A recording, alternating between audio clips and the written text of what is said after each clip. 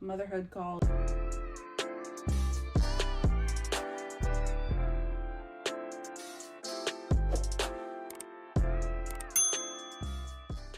Please ignore how I look right now. I'm a new mom and I am all mess. But anyway, I just finished editing this video and I realized that it is like really long, so I just wanted to throw this in before. I just wanted to hop right in really quick and just say that we are officially over a month old. I think it's gonna be 5 weeks this Sunday, which is 2 days from now, which I can't believe it. All I want to say is that like time is a thief, but it's so fun to like see him actually like, he doesn't have a, I mean, it's the beginnings of a personality, but you know what I mean? Like he's like kind of starting to stay awake longer and like just kind of looking around, and it's so cool to be able to like see that firsthand, especially when it's your baby, but that's super weird. But I just wanted to thank you all for being so patient with me.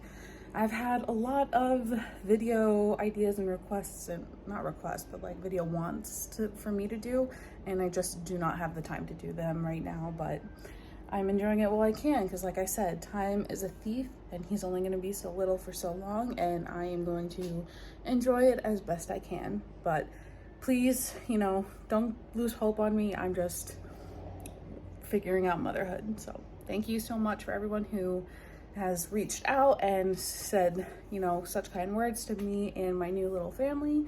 I really do appreciate it, and enjoy this long video. Grab a snack. Well, as you can see, I am no longer pregnant. This is my son. That is still so weird to say. I wasn't planning on feeding him during the intro of this video, but he woke up from his nap a little bit early and he's hungry, so I don't mind. Plus, I'm going to be falling asleep soon anyway. I'm not going to wait to film this video. Plus, he's super cute and I'm going to want to hold him the whole time anyway, because that's what I've done since we've gotten home. Isn't that right, Bubby? This is Elijah. He was born September 26 at 5:27 a.m. He was 7 pounds, 8 ounces at birth, 19.5 inches long. But today at his 2-week appointment, he is already 8 pounds, 9 ounces, and 23.25 inches long. So we have been growing. They said that he's doing really, really good. And that is such a great relief for me as mom. Don't fall asleep, finish your meal. I did want to talk about my birth story before I gave birth. It was always a plan of mine to film this video itself, but it was a little traumatizing, and I don't throw that word around lightly. It is definitely well, my worst fear for birth is essentially what happened. And while I am grateful that we both made it out safe and, you know, healthy and everything is great, it was extremely, I can't even really put it into words. So while this story is traumatic to me, I understand that others have had it worse. Others have had much different, terrible, whatever adjective you need to use, experience that is different than mine. And while we came out on the good side, we're very, very lucky, and I realize that we are very lucky and fortunate for that. So I'll just start basically where I left my last video with my hospital vet. In that video, I was not 38 weeks yet. The Wednesday following up after that video, I would be 38 weeks, and because of my high blood pressure and the preeclampsia, if you can't hear me over him, I'm sorry, you just gotta deal with it. He's almost done. At my 38-week appointment, if he had not decided to make his appearance yet, they were going to schedule me for an induction. I went to my 38-week appointment, still pregnant, and they said, okay, they didn't schedule the induction, but they said, whenever there's a space at the hospital, we'll call you and you'll be induced then, which at first I was annoyed about. I was so anxious getting up to that appointment, wondering when the induction would be, scheduling all of that. I was kind of annoyed that they gave me that, but that was Wednesday, and Saturday morning, my boyfriend and I, we were still sleeping. It was like 10 I don't know, 10 we were sleeping in. Neither of us had, well, I haven't been working in a while, but he didn't have to work. At like 10:15, 10:20, my phone rings, and I like, we were both, we weren't like dead to sleep. We were kind of like starting to wake up and not ready to like actually be up yet. My phone rings and I jump over to answer it, and it's the hospital, and they ask if I can come in at 11, and it was like 10:20, and I was like, how about noon? So they said, okay, come in for noon. As soon as I get off the phone, my boyfriend still kind of had his head down, his eyes closed in the pillow, and he just kind of asked, like, was that the hospital? And I just asked him, like, yeah, are you ready to have a baby? And we both just kind of got up and were walking around the house, not knowing what to do, like, you know, making sure we had made sure that we had everything set up and ready, and, you know, no need to worry, we're just gonna grab things and go. But we still were kind of just walking around, like, not sure of what to do, how to do it, like, just kind of roaming around. The anxiety was fully coming in. So I called my mom and told her, hey, we're going into the hospital. Told her that we were gonna come and stop. We had to drop my boyfriend's cat off here so that, you know, my mom could take care of him while we were gonna be in the hospital. We didn't know how long we were gonna be there, and we ended up being there from Saturday to Tuesday. So, you know, somebody had to watch the cat. We get to my house, and, you know, my mom and my stepdad and my brothers, like, everybody's just like up, and they're like all in the living room and just kind of like, you know, all excited. And, you know, we do what we have to here, but we were kind of running. We got to the hospital right on time, but, like, you know, we had to get going, so we couldn't stay for long as soon as, you know, the cat was all set. So I hugged my mom goodbye, and then we went to the hospital, and we got there pretty much exactly at noon. We checked in, and they brought us up to the induction room. We're there at noon, and they don't really start inducing me until 3. You know, it takes a little while to set everything up. So around 3, my doctor, and it wasn't like my doctor, but it was a doctor I've seen through my OB.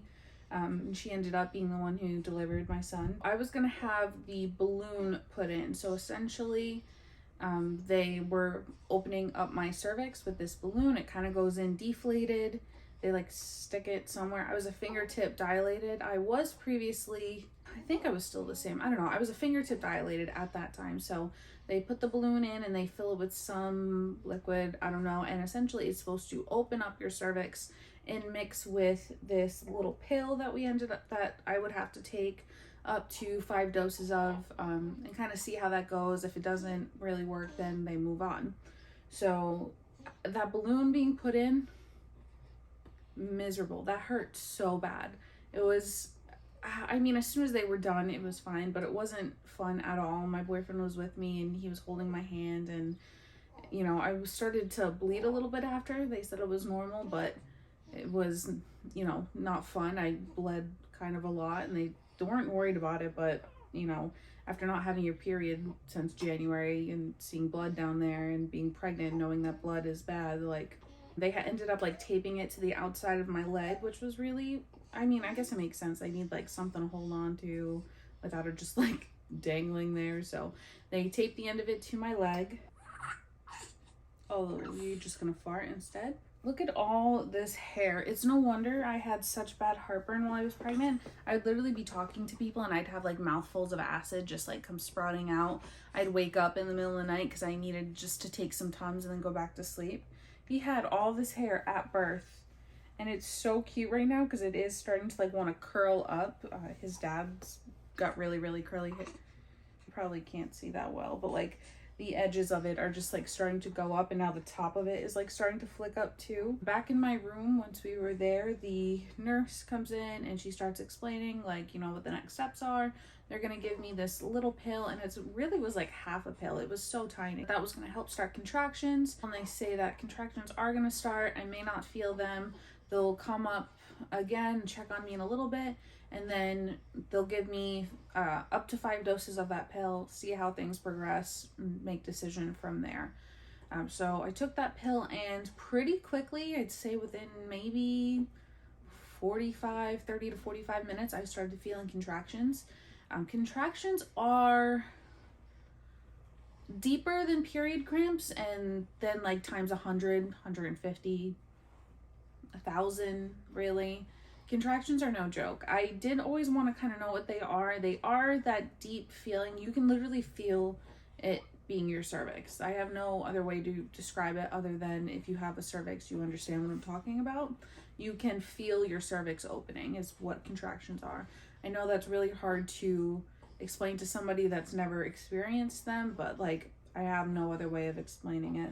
That milk was warm, so he's like, when contractions started, they did start kind of slowly. They kind of felt like mild cramps.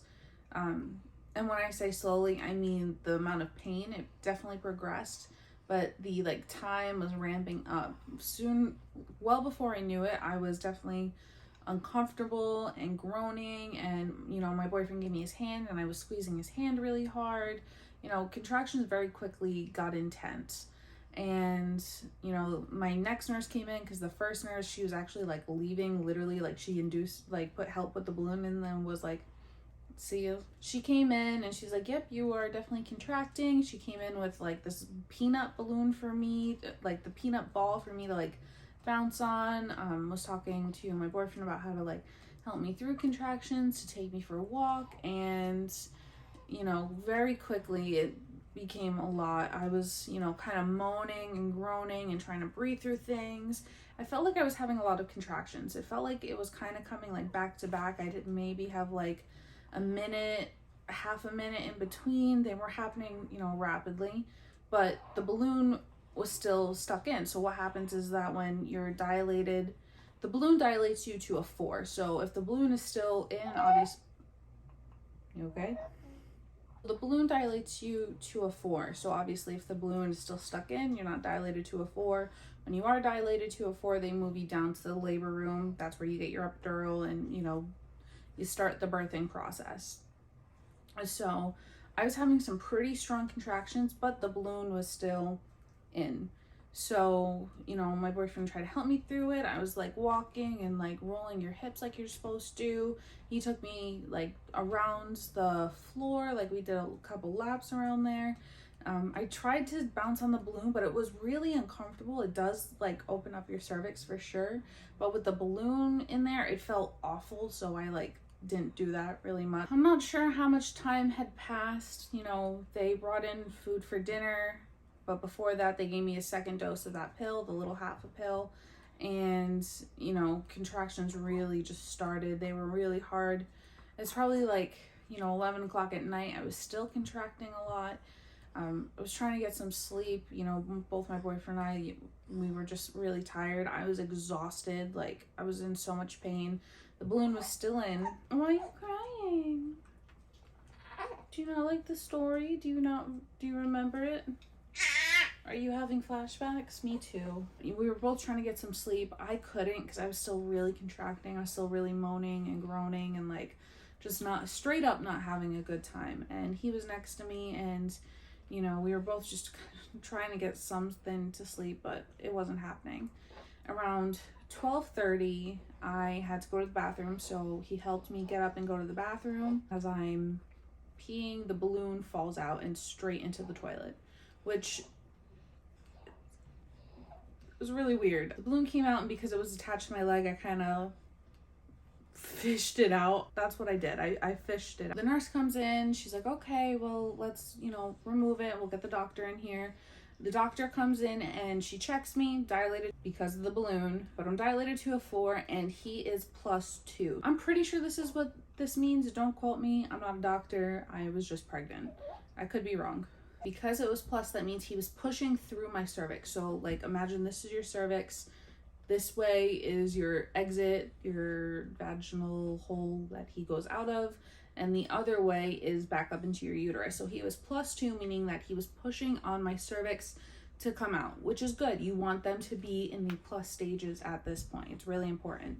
And this will lead into, you know, eventually what happened. We were just, you know, kind of waiting. They move us down. I get down there and the first thing they do is offer me an epidural, which I very thankfully took because at this point I had been having contractions for almost 12 hours and I was exhausted. I was in so much pain. They told my boyfriend he couldn't be in the room with me, which to me was news. I didn't know that he couldn't be in the room with me, and it was honestly really upsetting, but I tried to just play it off. My labor nurse was a blessing. Out of all the nurses I could have gotten, I am so thankful that it was her. She was really, no, don't cry. Hi. Hello. Are you still hungry? So the anesthesiologist comes in, and, you know, I was 38 weeks and 3 days, so, you know, as best I could lean over my belly, I did. And this nurse, she really, like, let me, like, dig my nails into her, and, you know, she really talked to me and helped me get through it, because the anesthesiologist, for whatever reason, said that she couldn't find the middle of my spine. And I guess when she says middle, she's talking about the middle between two vertebrae. I'm pretty sure it's vertebrae. So she's saying that she can't find the middle of it, and I need to tell her if it hurts, and like, it's a needle going into your back, so yes, it hurts. And she's asking me, like, you know, is this on the left side or the right side, or the left side or the right side? And I kept saying, I don't know, I can't feel it, but like, I can't see which side it is. You tell me, like, you're the one looking at my back. Like, it was awful. So I got, like, stabbed like 5-6 times. I really don't even know. They just, like, I felt like the anesthesiologist was just kind of like fed up with me. She's like, you need to tell me which side it is on. And I didn't know. Like, I've never had this done before. This is my first baby. This is my first, you know, spinal tap. Like, I have no idea what side it's on. It hurts. You told me it's not supposed to hurt, and it hurts. Like, that's all I know. So usually it takes about like 15 minutes. It took her like 30 minutes, but they finally got it, and, you know, the epidural finally started working. And this is like the part where it's really upsetting for me, and maybe wearing makeup for this video wasn't the best idea. Once I had the epidural, it did its job, but I started losing big chunks of time that I still just have no recollection of. So I don't know how well I can tell this part of the story, because I really just am going by, you know, faint memories and just what my boyfriend explained to me. So the epidural starts working, and I am finally able to get some sleep. And, you know, while you're there the whole time, even in the induction room too, they've got straps on your belly. So they're measuring your contractions and your baby's heartbeat. And while I was passed out, his heart, in the induction room, they had a hard time like keeping him in a spot where they could like track his heart. But in the labor room, they really were having a very difficult time getting a proper heart monitor on him. And I didn't know this. I feel like I was blacked out. Only dilated to a 4, but he no longer was a +2. He was now a -4. So like I explained before, he was pushing on my cervix, getting ready to come out. And in the transition of everything, he went right back up. So you can only be like a +4 or a -4. There's no like 5, 6, 7. It's 4s. And he was like pushed all the way back. He was, you know, nowhere near my cervix like he should have been. Along with that, and them struggling to maintain finding his heartbeat that they were getting was extremely high. So baby's heartbeats for the healthy are within the 125 to 150 range. His heartbeat was 180, which is extremely fast and extremely worrying. So mind you, again, they're talking about this, and I kind of know what they're talking about. Like, I can kind of understand that there's something going on with his heart, but because I was blacked out, I really didn't know until my boyfriend explained it to me after the fact, because he was up and he was paying attention to everything, and he said that he was so worried, and I just was not mentally there. I never dilated on my own. I only ever maintained the 4 centimeters dilated, which the balloon had brought me to. I did not dilate myself. They're trying a bunch of stuff to kind of get his heart rate to go down. I don't know what. I really just don't know what. But I do know the last thing they tried was some sort of shot that they gave me in my arm because they thought it could possibly be because my contractions were too close together, and they were like back to back. I was no longer feeling them, but the monitor was showing that, like, you know, one would start and then 2 seconds later like another one would begin. And they thought that maybe that was putting stress on him. So because they had given me the shot in my arm, I kind of was awake, kind of aware of what was going on. And my OB, the one that, you know, helped with the induction balloon, she looks at me and my boyfriend and is like, listen, this is our last shot we got. If this doesn't bring his heartbeat down, then we need to go into a C-section. And at the time, I know what she was saying, but I was so exhausted and I guess like delirious and just in a mix of everything that I just kind of was like, I don't care, I trust you, I just want to make sure we are okay. And she said okay. And to me, what felt like we just had that conversation, 2 minutes later they were calling a C-section, an emergency C-section. When I talked to my boyfriend, he said that it wasn't 2 minutes later, that they gave him like 90 minutes to see if his heart would like slow down, and it didn't the whole time. It just stayed high the whole time. So for him, it was just kind of a slow realization that, okay, this is what we need to do. But for me, I was blacked out that whole time. She said, we need an emergency OR stat, like that.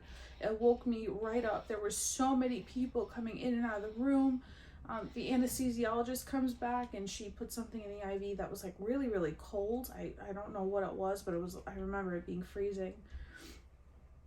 There's so many people that are just coming in and out, and they give my boyfriend like scrubs that he's gotta put on, and before I know it, they're like rolling me down the hallway into another room. Operating rooms are so bright and so white, and my labor nurse that I was talking about, that was just so amazing.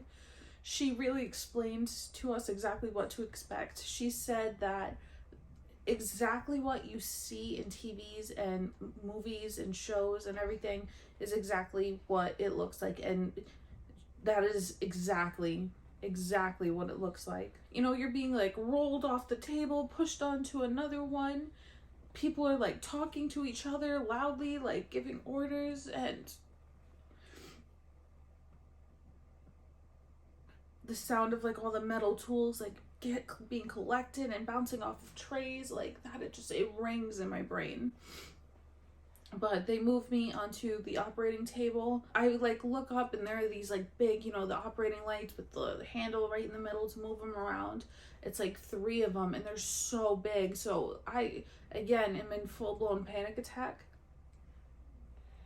So I just closed my eyes. My boyfriend comes in and I beg him to just talk to me, to just say anything to me, keep me distracted, pretend that we're not here, just, you know, kind of like talk me out of like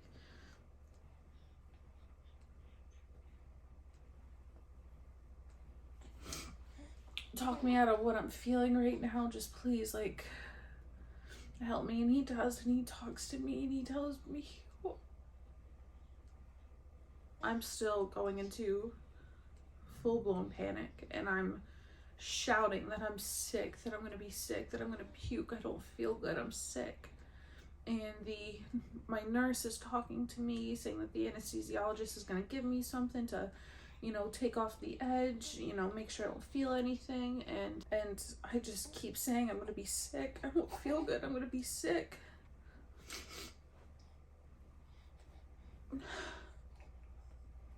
Before I know it, my OB, she's like doing the surgery, she says in uterus, which I knew what that meant, and it kind of distracted me. And a few seconds later they're telling my boyfriend, you know, stand up, look, he's here. So he stands up, and you know, I don't know much, I just am kind of like looking up and I see him get up. But when they said in uterus, I opened my eyes, so I see him, you know, standing up. And what he says is that they were kind of holding him up, like they had a hand on his butt, another on his neck, just kind of holding him up. and he was like looking around, but he wasn't making any noise. And then they pinched the bottom of his feet, and he cried, and it was the best sound in the world. You know, they immediately get like heart monitors on him, and they're making him cry, so I'm like hearing him, and my boyfriend is like kissing my cheek and telling me it's okay, that he's okay. And we could hear him crying, and then, you know, they took my boyfriend to go cut his umbilical cord, and they're taking pictures. That nurse, I'm telling you, was the best ever. She was taking pictures for us, and then they brought him over to me while I was still on the table.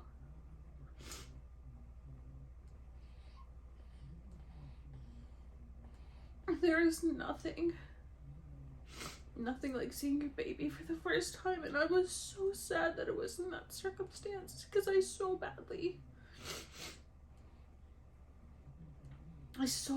wanted, you know, natural birth, to be able to pull him up onto my chest and just hold him, but because I was strapped to that stupid table, I couldn't. I don't get to hold him, but I get to have him near me for a few minutes, and then, you know, they give him to my boyfriend and told him, you know, go wait in the, you know, labor room that we were just in, that I'll be in a minute. And while they're like finishing like closing me up, because they're finished like closing me up, and it feels like forever. I know it wasn't that long, but I just had a baby, and I wanted to go hold him and love on him. So they finally, you know, finish up whatever they need to do with me, and they bring me back into the room, and I see, you know, him and his dad, and they're just, I can't even hold him right away, because, you know, they have to check, make sure everything's okay, make sure that I'm okay, that, you know, all my bandages and everything are okay, before they can like actually sit me up. And as soon as they do, like, you know, my boyfriend's right there, and he knows that I want to hold him. He immediately, I don't know if he came out of the womb hungry, if it had just been too long since I ate, so technically since he ate, he was ready to latch. He wanted to just latch and go on. So, you know, I did breastfeed a little bit. You know, you don't have much right after birth, but he wanted to latch, so we had that moment. So everything from there went okay. You know, I'm talking to my boyfriend about it, explaining to him, you know, about the time that I had lost, that I was confused on certain things, and he, you know, helped clear some of it up for me. And, you know, we're in the recovery room for probably a few hours. He was born at 5:27 a.m. and it's like maybe a little after 9 before we get moved up to like where we're going to be staying. And while we're in the recovery room, you know, we call my parents, his parents, my best friend, who's his godmother. You know, we really just, you know, let everybody know that we're okay. And he was okay the second that they pulled me out and the NICU team got him. His heartbeat went right down. It was fine. And, you know, everything was okay. Everything was totally fine. And I was trying not to be upset about it, because it was an emergency. It was an emergency C-section, and I understand that. But part of me is still just really like lost in the trauma of it all, and I really didn't think it was trauma. I came home and I needed to talk to my therapist, because clearly, and she told me that it's okay to feel what I feel, and that it is a trauma, and that's okay. And so she's helping me through it during this time. But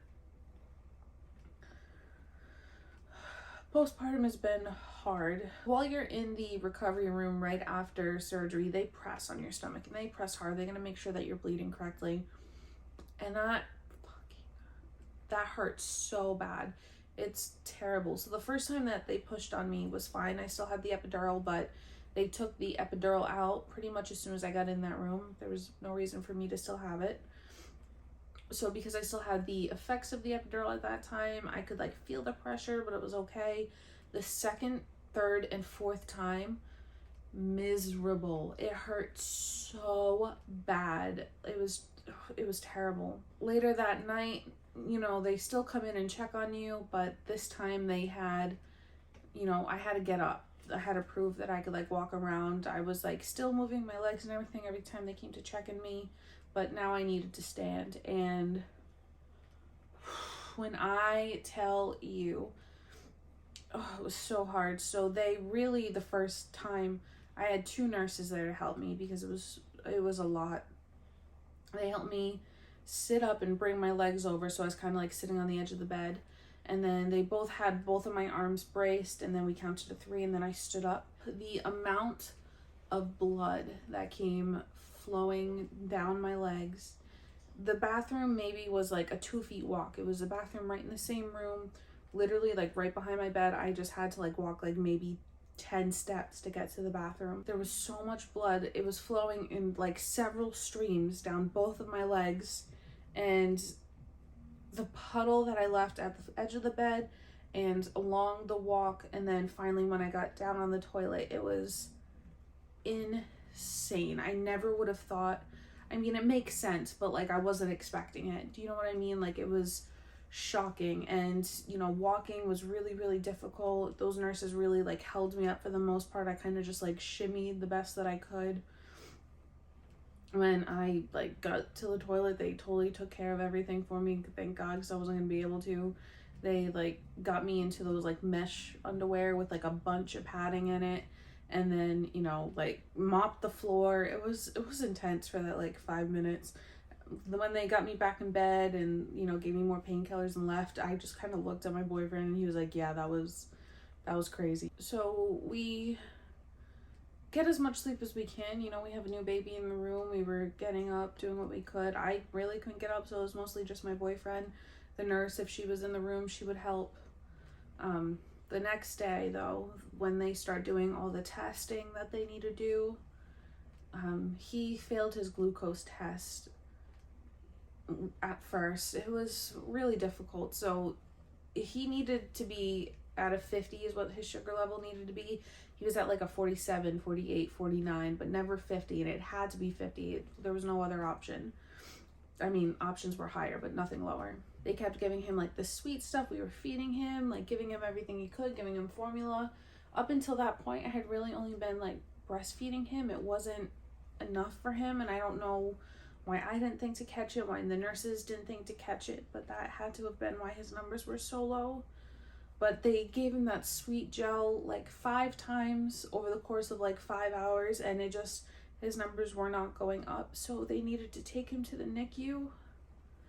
And I know, again, in our situation, we were very fortunate that that was the only thing that was wrong with him.